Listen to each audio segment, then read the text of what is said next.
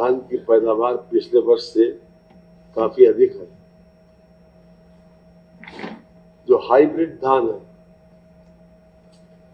उसको खरीद के जब मिलों को दिया जाता है उसमें रिकवरी भारत सरकार के मानक के अनुसार 67% है। पहले से ही यह व्यवस्था चली आ रही है जब से योगी सरकार आई है 18-19 से, कि उसमें 3% की छूट दी जाती है, अर्थात जितनी रिकवरी उसमें एक्सपेक्ट की जाती है उतनी रिकवरी होती नहीं है।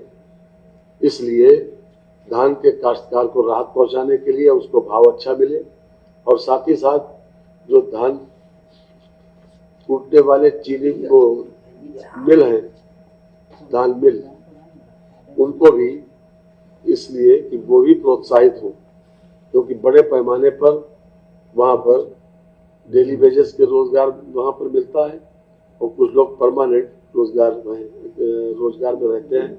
1800 से ज्यादा धान मिले इस समय संचालित है। तो खुशखबरी यह है कि 3% की छूट हाइब्रिड पर पहले से दी जा रही है। लगभग 100 करोड़ रुपए का सरकार उनकी क्षतिपूर्ति करती है। इस बार नया निर्णय सरकार ने यह लिया है कि जो मोटा धान है उस धान के ऊपर भी 1% की छूट सरकार देने जा रही है, जिससे हमारे किसान भी लाभान्वित होंगे कि उनका भाव बढ़ेगा और साथ साथ हमारे धान के मिल वाले वो भी उत्साहित होकर जो कूटने के लिए धान लेंगे उनको भी इस बात के लिए राहत मिलेगी। तो ये अपने आप में एक बड़ा फैसला है। इस पर लगभग 166 करोड़ रुपया खर्च होगा। तो 100 करोड़ पहले से ही हाइब्रिड पर सरकार दे रही थी और इस बार मोटे धान पर भी 1% की छूट दे रही है। इसका मतलब यह है कि जो 67% एक्सपेक्ट करते हैं उसकी जगह पर अब उनको केवल 66% का ही वो देना पड़ेगा, 1% सरकार दिया करेगी। यही एक विषय आज था जिसकी वजह से हमने आप लोगों को यहाँ पर तकलीफ दी। और धान की, जैसे कि आप जानते हैं कि पश्चिम में 1 अक्टूबर से खरीद शुरू हो गई और पूरब में 1 नवंबर से खरीद चल रही है और इससे मंडियों में भी और वैसे भी धान का भाव एकदम से बढ़ जाएगा, जिससे किसानों को सीधा सीधा फायदा हो।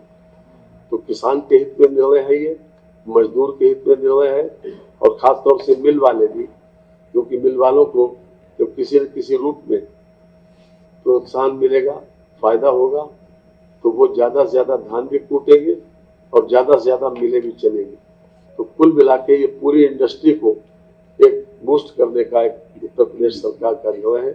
मैं मुख्यमंत्री जी को विशेष रूप से बधाई देना चाहता हूं कि उन्होंने इस वर्ष खासतौर से धान पैदा करने वाले किसानों को और धान में लगे हुए जितने भी श्रमिक हैं उनके लिए और धान की मिल चलाने वालों को भी प्रोत्साहन करने के लिए ये फैसला किया है।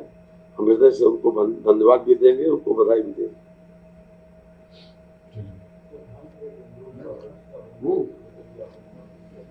जी कर रहे हैं बराबर। पिछले वर्ष से मैंने जैसा बताया कि 2.5 गुना धान परचेस किया गया तो लगातार ये प्रक्रिया चल रही है।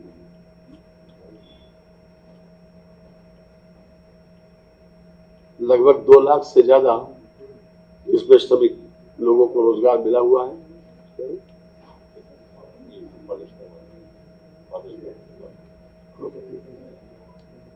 जो इस बार जो धान की खरीद है उसमें पारदर्शिता के लिए विशेष प्रावधान किए गए हैं।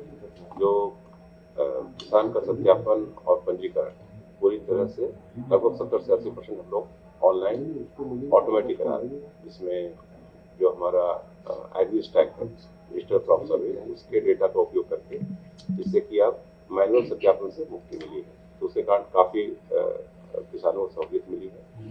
उसके अतिरिक्त जो GPS वाहनों से पैडी ट्रांसपोर्ट की मॉनिटरिंग है और उसके अतिरिक्त स्टॉक का सत्यापन, इन सब चीज़ों का इस पर हम लोग धान क्रय में काफ़ी अच्छी मॉनिटरिंग कर रहे हैं।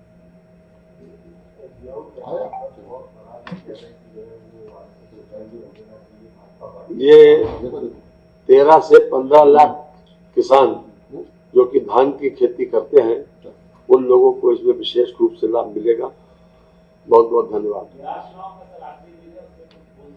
बिहार का चुनाव तो हम जीत रहे हैं बहुत बड़े पैमाने पर, बहुत बड़े बहुमत से बिहार का चुनाव जीता जा रहा है। एनडीए जो है, एनडीए की सरकार बनेगी और ये सब बाकी लोग सब भूल जाते हैं। अगर ये वीडियो आपको पसंद आया है तो इसे लाइक ज़रूर करें।